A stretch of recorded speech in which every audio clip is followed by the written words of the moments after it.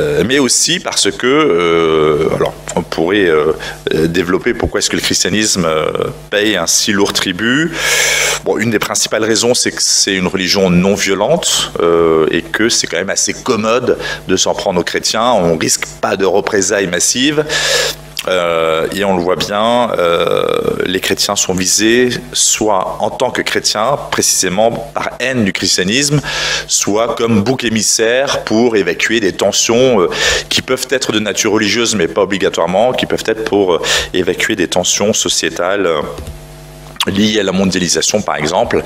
D'ailleurs, on y reviendra. Une des raisons pour laquelle les chrétiens sont persécutés ou discriminés aujourd'hui dans le monde, c'est parce que le christianisme est justement en train de se développer dans le monde.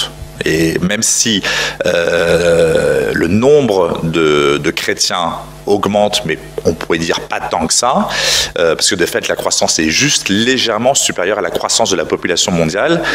En tout cas, les idées chrétiennes sont en train de se déployer dans le monde de manière manifeste, et c'est ça qui crée un certain nombre de tensions. Le premier enseignement, donc, les chrétiens, le christianisme, la religion qui souffre le plus de l'absence ou de la limitation de la liberté religieuse. Le second enseignement de ce rapport sur la liberté religieuse, c'est que clairement, on a des difficultés en Inde, on a des difficultés dans certains environnements bouddhistes, on a bien sûr des difficultés dans tout un ensemble de territoires pour des motifs politiques. Donc là, on retrouve souvent d'ailleurs des régimes d'inspiration communiste, c'est la Chine, la Corée du Nord, ce genre de pays. Mais lorsqu'on regarde vraiment où on a le plus de difficultés, ce que je disais tout à l'heure, clairement, c'est les pays à majorité musulmane. C'est tout le Moyen-Orient, c'est la moitié de l'Afrique, toute la bande sahélo-saharienne, mais pas uniquement cette partie de l'Afrique. Ensuite, toute l'Asie centrale, quand même, l'Afghanistan, le Pakistan, etc. Et on arrive ensuite sur l'archipel indonésien, ce qui fait que en fait, l'immense majorité du monde musulman, en tout cas des pays à majorité musulmane, encore une fois, ce sont les régions du monde où on a le plus de difficultés. Donc tout ça déjà traduit une chose, traduit qu'il y a un problème. Alors, est-ce que ça signifie pour autant qu'il y a une crise dans l'islam ?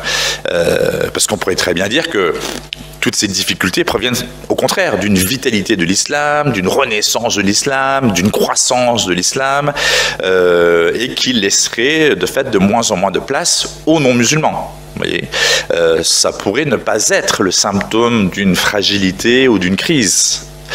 Or, force est de constater que ce géant qu'est l'islam aujourd'hui, plus d'1 milliard, 1,5 milliard de croyants, en forte croissance démographique, notamment chez nous, en Europe, essentiellement liée à l'immigration, mais aussi à une vitalité démographique plus importante, nous effraie et donne l'impression d'une force manifeste. D'ailleurs, je ne dis pas que cette force n'existe pas, mais est-ce que ce n'est qu'une force, ou est-ce qu'il n'y a pas certaines difficultés ? En fait, ce géant que je viens d'évoquer est un colosse au pied d'argile, et en fait, il est profondément en crise, comme nous allons le voir.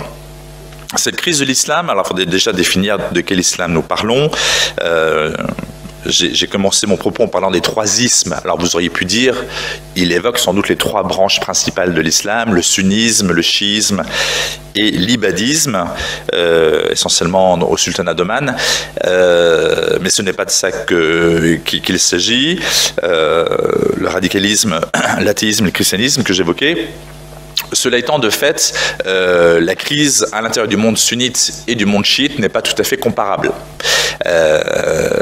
Et la crise est sans doute plus profonde dans le monde sunnite que dans le monde chiite, même si on ne doit pas enjoliver la situation essentiellement iranienne, puisque c'est là que la plupart des chiites dans le monde sont, et la situation en Iran est suffisamment catastrophique et ne tient d'ailleurs que par la force, ce qui montre bien qu'ils sont également dans une crise profonde en fait.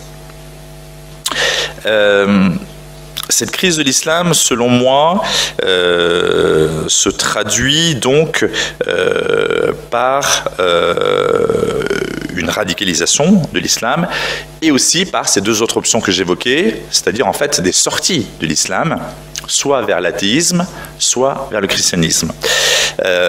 Cette crise, elle est assez perceptible un peu partout dans le monde musulman, où tout est régi en fait quand même par la contrainte. Ça veut dire que le premier constat qu'on peut faire, c'est qu'il n'y a pas de liberté de changer de religion, il n'y a pas de liberté de quitter l'islam.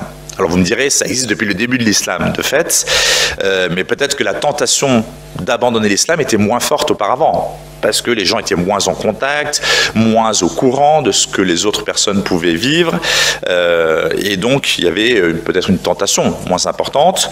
La seconde raison, sans doute, c'était que chacun vivait dans son coin, qu'il n'y avait pas ce rapport qui est engendré par la mondialisation, par, encore une fois, le fait que la planète soit devenue un village et que tout le monde se soit en fait rapproché, paradoxalement, et qui crée cette